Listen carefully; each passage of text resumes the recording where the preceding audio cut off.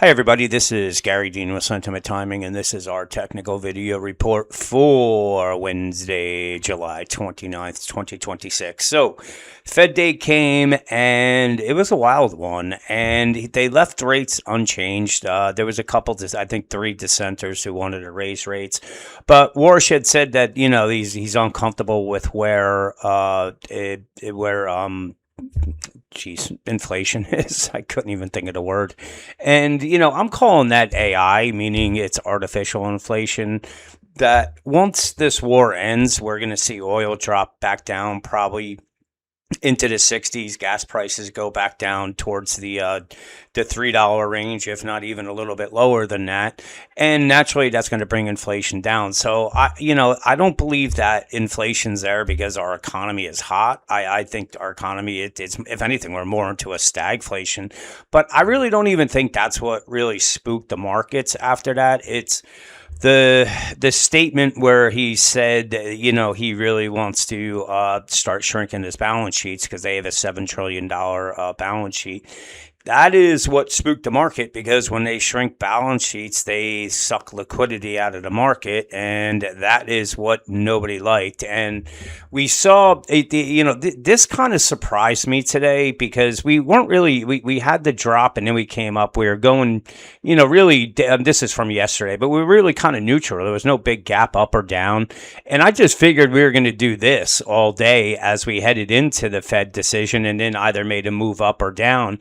But we came down pretty hard here, and it took me by off guard. I actually thought when we came down into this area here that we were going to get a bounce, and I took the 740 calls, or say even 741, because they were pretty expensive there, and was really, really underwater. But I didn't want to short, just because you can see that we were really, really oversold here. We had some buy signals on our heavy oscillator, and we didn't have any high volume reversal bars. But once we got into this area here, I took this 734 call, 733 puts, just to make sure we weren't going to go down to the 726 level.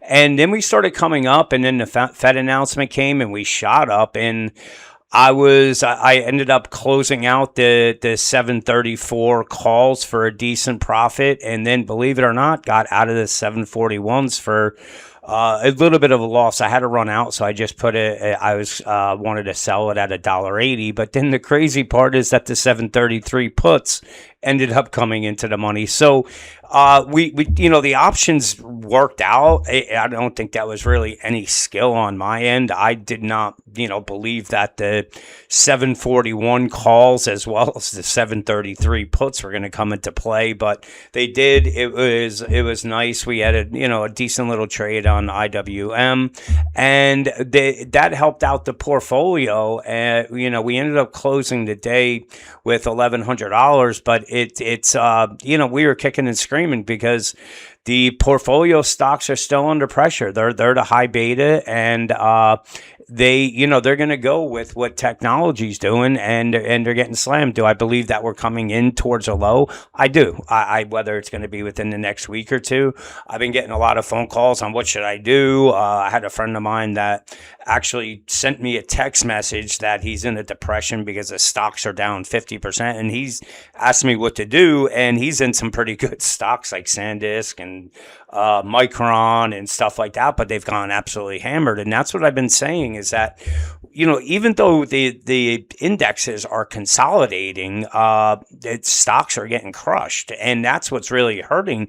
And I showed you this just yesterday, where I said there's a lot of people saying that we're heading into the next bear market, but if we take a look back and look at this from the move that we made from these lows here, I mean, it went straight up, and then from there we're consolidating. So I don't believe we're in a bear market. I think that we're consolidating, and the next move will be to the upside. And when that happens, it may be when Trump finally pulls out of Iran. I don't know how he's going to do it, but I'm pretty sure he's going to.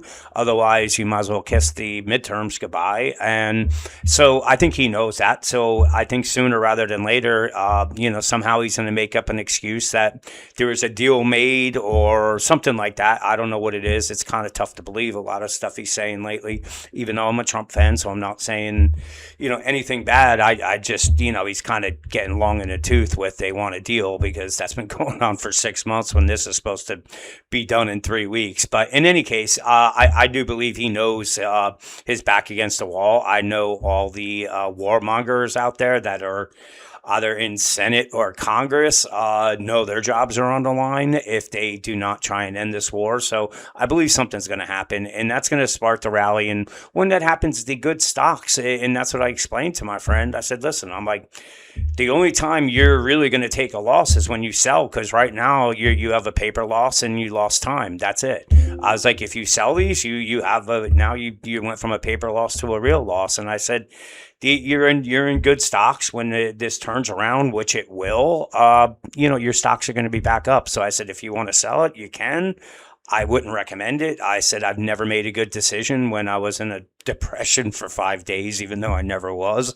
But my point is, he's making an emotional trade, and he'll be wrong 100% of the times. The minute he closes those trades, I guarantee you that will be the exact low, and from there, those things will rally to higher than where he bought them. So anyway, again, we're really consolidating. That's all this is. It may feel a lot worse because you have the Qs that have been hit really hard, but they also, they made the biggest run from the actual, when we hit those lows over there. I mean, this thing, the Qs just exploded higher. And again, it really is just consolidating. It's breaking some support here. It's going down. But if we just actually take a look at where our institutional accumulation zone. So we got 586 bars. I haven't really used this all that much because I've been more into the liquidity. So let's do this. Input 586, and let's see where the institutions will be waiting. They are, come on. I know you're going to move down. Hang on. Let me see if I put that in right. Here we go. Oh, never went. So 580. Oh, it's not doing it. Okay, 586. Now we'll do it because that should move. There we go. So we're coming to the top. This is our primary accumulation. That's at 653. We're currently at 684. So maybe there's some more room to the downside. We have to see. But again, this is just a normal retracement. So, but the thing is, with this type of pullback, your good stocks are going to get crushed. And if you're in a good stock, you buy down, you lower your cost basis, and that's what's always having money available to do that is the name of the game to stay alive. So anyway, let's get back to the SPY. If they are going to need to go lower on this, we kind of came towards the support at the 729. If they lose that, then I believe we're coming down and testing this support zone at the 723 down to the 718. But again, this is just a range that we're in. So if it holds, the bulls are going to have to, well, they got above it. So I'm even going to move this up here and say, they're going to have to get above these two resistance zones to get any attention, and that's between the 746 up to the 750. If they get above it, then they're probably testing these highs. So the odds are on the downside, we could see a test of the 722 to 718 if they can manage to get above this resistance, and we're probably coming up and testing the highs. So that's about it. There's really not much to really add on it. As far as the system today, we actually had another great day. For the day, we closed up 16,000. For the 5-day rolling average, 53,430. And one of the reasons for that is that we were in a really good overnight trade, and that ended up going down and turning negative. So that's what brought that 63 to where it is now, because that was adding in the open trade. But still, in the last 5 days, we're up 53 grand. Today, we are up 16.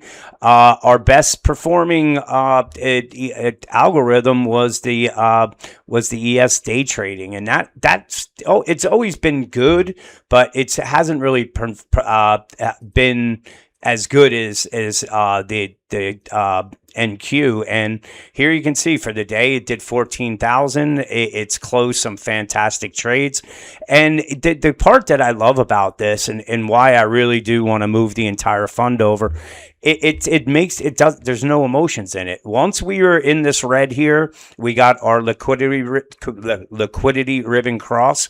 It goes short. It knows exactly where the stop is. And then once we got our green dot, it closed one of them right there. And then when we had the cross, it closed the other one, the other contract there. So we got out almost at the lows, and I didn't do anything as far as the trade. Actually, we got out here. So it was almost at the exact low that this algorithm got out. It got long. We took one off here and then another one. And now I'm not sure. Yeah, we are short. We're short right here. We're up $625. But that's the beauty of this, the system. I don't have to think about it. It runs 24/7.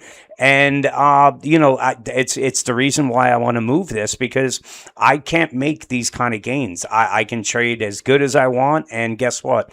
If I do 16,000 for 2 weeks or 3 weeks, that's a fantastic, even for the month, that's a fantastic month. This is doing it on a daily basis, and it's with $400,000. That's what it started with. So I really, really, I love this system. I'm excited about it. I actually have a pretty large prop trading firm that I have a meeting with tomorrow they want to talk about incorporating my algorithms into their service. So basically, they would be able to link through an API onto their trading desk, and then people would, if they want to use the system, they link to it, and it makes trades for them. So that's tomorrow at 11 o'clock. Wish me luck on that. And if you're interested in the fund, again, we're probably in the last couple of days right now. I've had a couple of people that are interested.